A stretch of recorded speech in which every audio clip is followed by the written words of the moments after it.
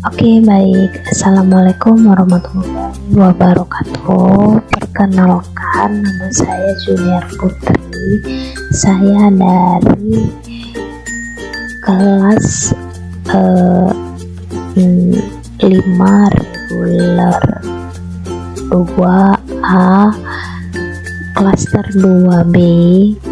Saya ingin mempresentasikan hasil makalah saya yang berjudul Komunikasi Manusia dengan Makhluk Hidup.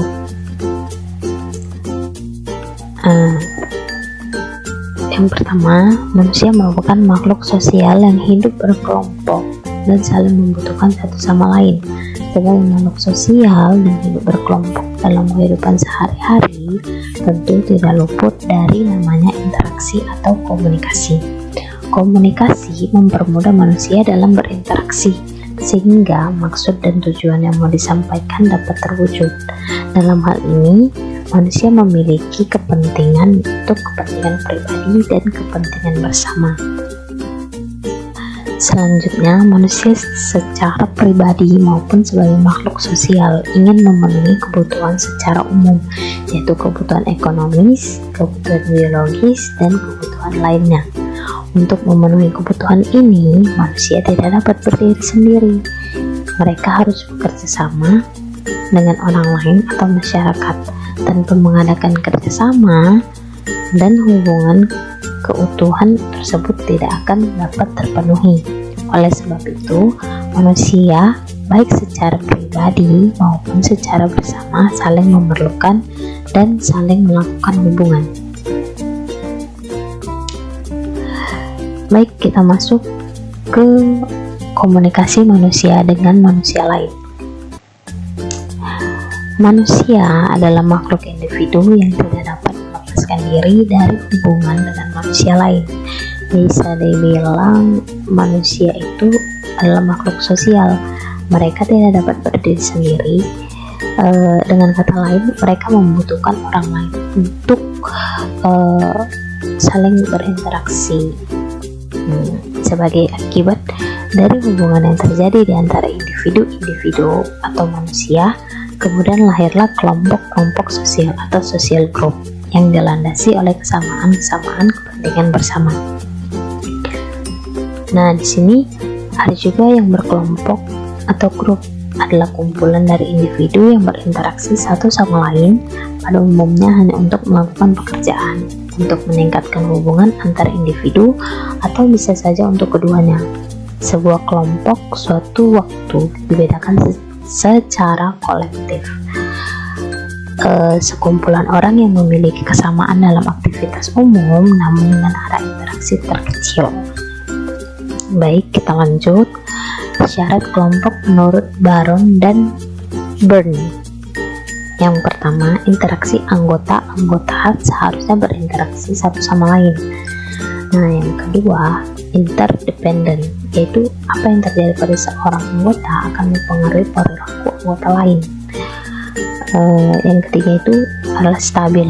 Hubungan paling tidak adalah waktu yang berarti bisa minggu, bisa bulan, bisa tahun. Yang keempat ada struktur, yaitu fungsi setiap anggota harus memiliki beberapa macam struktur sehingga memiliki set peran. Nah, yang terakhir yaitu persepsi anggota harus merasakan diri mereka sebagai bagian dari komunikator. Yang selanjutnya kita masuk ke pola interaksi sosial dapat berupa hubungan timbal balik antara. Nah, yang pertama itu ada individu dengan individu. Misalnya dua orang teman yang sedang berbincang. Misalnya si Budi berbincang dengan si Aini. Mereka itu bisa dibilang individu per individu gitu. Nah, yang kedua yaitu individu dengan kelompok. Misalnya seorang guru yang sedang mengajar di kelas. Nah, yang ketiga ada kelompok dengan kelompok, misalnya interaksi yang terjadi pada sebuah pertandingan sepak bola. Interaksi sosial dapat diberi pengertian sebagai hubungan timbal balik yang dinamis dan saling mempengaruhi yang terjadi di antara individu atau kelompok individu dalam masyarakat. Baik, yang kita masuk ke interaksi sosial dapat berlangsung apabila terpenuhi syarat-syarat sebagai berikut. Nah, yang pertama itu ada kontak sosial, yaitu peristiwa terjadinya hubungan, sambungan, atau sentuhan sosial, atau bisa dibilang disertai sentuhan jasmania maupun tidak antara dua orang atau lebih. Nah, yang kedua itu ada komunikasi, yaitu proses penyampaian pesan atau informasi dari satu pihak atau komunikator ke pihak yang lain atau komunikan dengan menggunakan simbol-simbol. Simbol-simbol ini dapat berupa kata, suara, gerak, isyarat, benda, dan lain-lain. Proses komunikasi dinyatakan berlangsung apabila telah terjadi pemahaman yang sama atas simbol-simbol yang digunakan, baik oleh komunikator maupun komunikan. Kontak dan komunikasi dapat berlangsung secara primer maupun sekunder. Yang dimaksud kontak atau komunikasi primer adalah kontak atau komunikasi yang terjadi secara langsung berhadap-hadapan atau tatap muka atau face to face.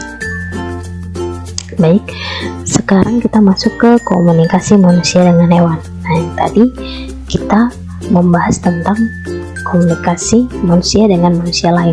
Sekarang kita masuk ke komunikasi manusia dengan hewan atau yang disebut dengan antropomorfisasi.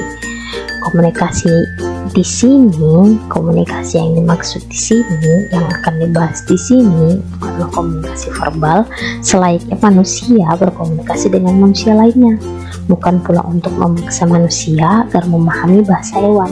Tidak demikian, namun dalam pembahasan kali ini lebih pada bagaimana interaksi manusia dengan hewan dalam mewujudkan kehidupan yang harmonis antara manusia dan lingkungan sekitar untuk menunjang kebahagiaan dan kesejahteraan hidup.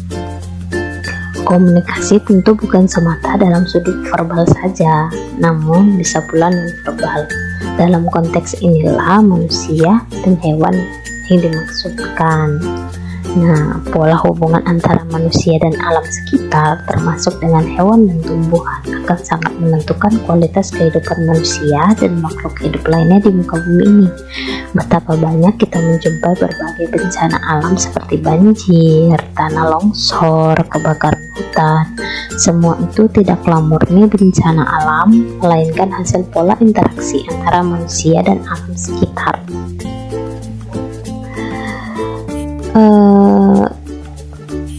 Aktivitas orang-orang yang senang berkomunikasi dengan hewan ini dinamakan antropomorfisme atau antropomorfisasi, yaitu antropomorfisme adalah atribusi karakteristik manusia ke makhluk yang bukan manusia, artinya menggambarkan makhluk selain manusia seperti binatang dengan motivasi manusia yang bisa berbicara dan berpikir, sekalipun manusia sebenarnya dikategorikan sebagai hewan yang berpikir atau insan hayawana munatia.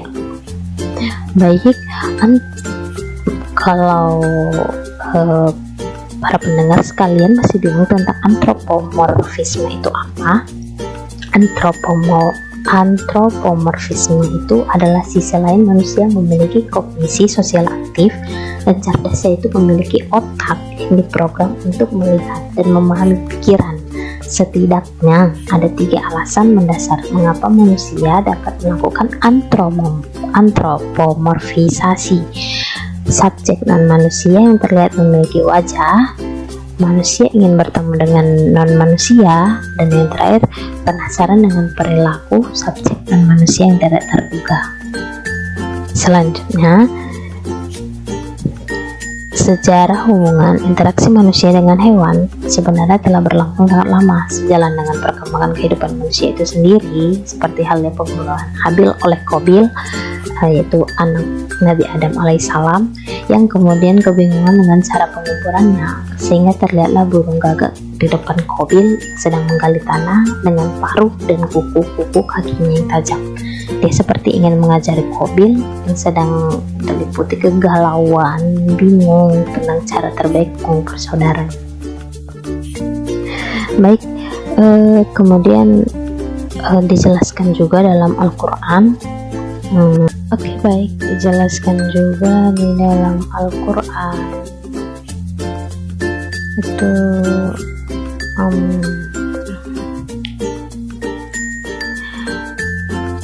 Nabi Sulaiman yang mempunyai mukjizat, yaitu yang diberi kelebihan untuk berinteraksi dengan makhluk-makhluk Allah seperti binatang, seperti jin, dan masih banyak yang lain.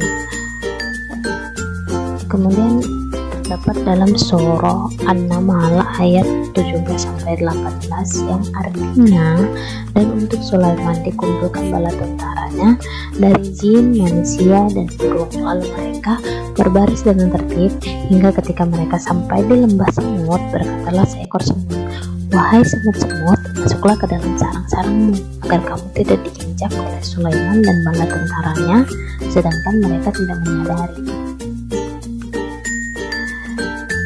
Kemudian terkadang hubungan interaksi dengan hewan bisa dijadikan sebagai salah satu solusi dalam penyelesaian masalah kemanusiaan.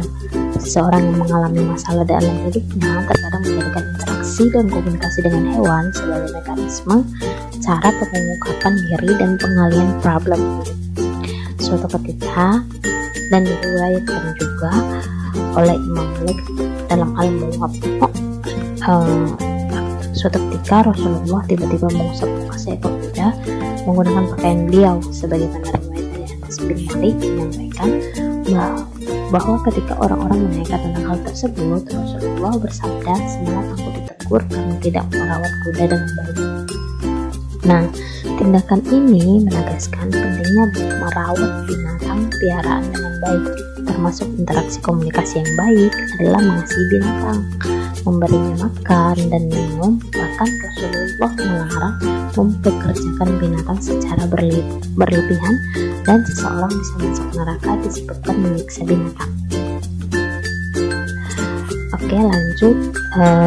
Rasulullah juga bersabda, ada seorang wanita yang diazab karena seekor kucing, dan ia mengurung kucingnya sampai mati, lalu ia masuk neraka karena menyiksa kucing itu. Ia tidak memberikan makan dan minum kucingnya, bahkan ia mengurungnya, dan ia tidak meninggalkan makanan untuknya sehingga ia memakan apa yang keluar dari bumi. Hadis riwayat Muslim. Bahkan berbuat baik bisa menjadi sebab seseorang masuk surga dan mendapatkan ampunan Allah Subhanahu wa Ta'ala, sebagaimana kisah seorang pelacur yang memberi minuman pada seekor anjing yang sedang kehausan sehingga menyebabkan dirinya masuk surga. Baik, terima kasih. Hanya itu presentasi yang dapat saya sampaikan. Lebih dan kurang saya mohon maaf. Yang benar datangnya dari Allah, semua kesalahan yang dapat saya. Dan saya berterima kasih juga kepada dosen pengampu saya, yaitu Bu Nur Halimah Tambunan, yang telah memberikan saya tugas. Semoga dengan saya menyiapkan tugas ini, saya diberi nilai yang baik. Sekian presentasi dari saya. Wabillahi taufiq wal hidayah. Assalamualaikum warahmatullahi wabarakatuh.